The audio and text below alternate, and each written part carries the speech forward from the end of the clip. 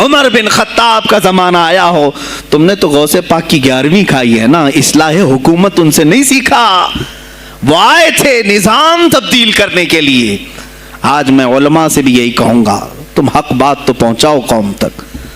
آج حالات ایسے ہیں میرے عزیزوں، ڈر اور خوف ان کے سینوں پر طاری ہوا۔ کس بات سے ڈرتے ہو؟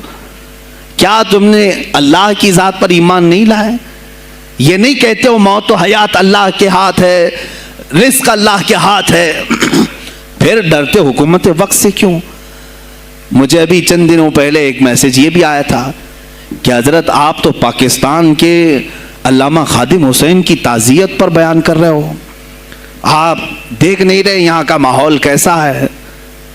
عزیزان گرامی، اس دن مجھے افسوس اس بات پر ہوا، سوال پر، ہائے افسوس، اس قدر تمہارے ضمیر مردہ ہو گئے، اس قدر تم بزدل ہو گئے، لاکھوں لوگوں کے دلوں میں شمع عشق مصطفیٰ جگانے والے پر تمہاری زبان بند ہے، تمہاری زبان بند ہے۔ میں نے صرف ایک جملہ کہا، کوئی فرق نہیں پڑتا، میں اس ملک میں رہ رہا ہوں جہاں کا پرائم منسٹر ایک سور خبیث فرانس کے صدر کے لیے ٹویٹ کر سکتا ہے، تو میں پڑوسی ملک کی کسی عاشق رسول کی تعزیت کیوں نہیں کر سکتا؟ کیوں نہیں تعزیت کر سکتا؟ اگر ہندوستان کی تخت پر بیٹھنے والے کو فرانس کے صدر سے کوئی دلی عشق ہے، محبت ہے، تم اس کی معشوقہ ہو یا محبوبہ ہو، مجھے فرق نہیں پڑتا، لیکن اتنا ضرور ہے عاشق رسول مشرق میں ہو، شمال میں ہو، جنوب میں ہو، مغرب میں ہو، جب اس کی روح جائے گی تو ہماری بھی روح تڑپے گی۔ ہماری ڈور بندھی ہوئی ہے مدینۃ الرسول سے، میرے آقا صلی اللہ علیہ وسلم کی جو بات کرے گا وہ پھر کسی بھی ملک کا باشندہ ہو۔ تم کہتے ہو تعزیت کے لیے، ارے میرے عزیز، اگر میں سامنے ہوتا تو اس کے قدموں کی خاک میں اپنے امامے پر رکھتا۔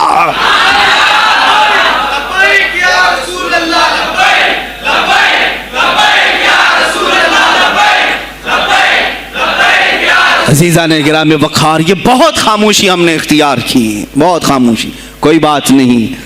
تم دیکھو گے حالات خراب ہونے کی جو شکایات آج کر رہے ہیں علماء، تم سب کے سب جاؤ گے۔ مجھے ابھی بچوں نے بتایا کوئی کانگریس کے لیڈر کا انتقال ہو گیا تو پیر صاحب تعزیت کے لیے باہر کھڑے ہو گئے، باہر آ گئے، ہم ان کی تعزیت کرتے ہیں۔